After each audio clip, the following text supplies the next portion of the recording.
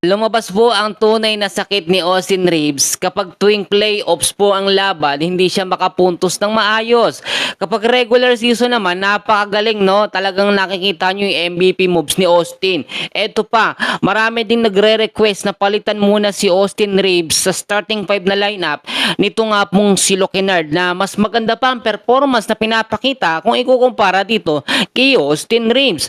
So alamin ho natin ang big adjustment na gagawin ng Lakers.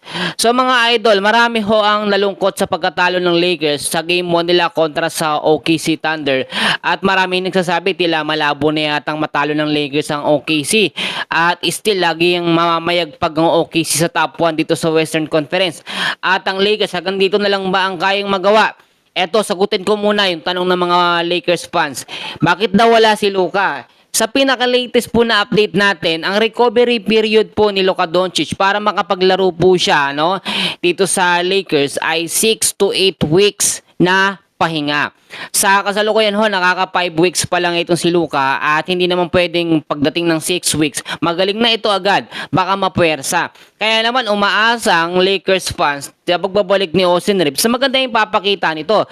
Pero kung titignan ho ninyo, grabe medyo nakaka-disappoint talaga yung nangyari. Si Austin Reeves kahapon sa laban nila sa Game 1 sa OKC, nakapagtala ng 36 minutes of playing time. Ang haba ng 36 minutes mga idol, pero 8 points lang.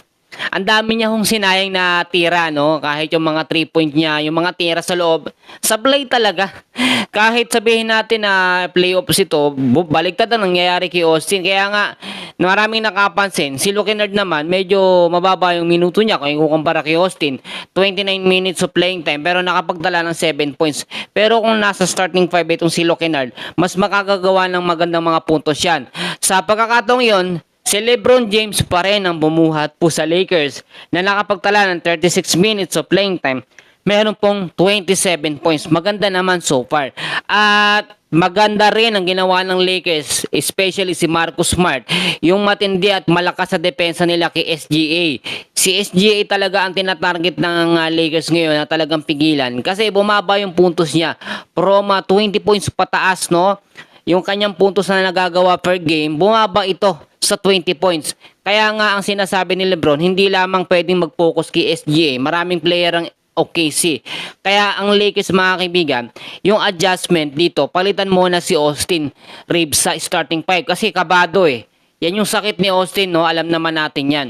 At mas maganda pa nga daw yung dating lineup na si Lokenard ang nasa starting 5. Yun po ang dapat gawin ngayon ng Lakers para sa game 2 naman makapalag. Baka mamaya hindi na tayo umabot dito sa game 7. Yung totoo nga yung sinasabi ng iba, nako, hindi na daw aabot ng game 7, baka hanggang game 4 lang daw. And hopefully naman, makapalag naman ng Lakers. Aalamin natin yan at malalaman natin yan sa susunod na laban bukas. Maraming salamat ho mga idol sa inyong patuloy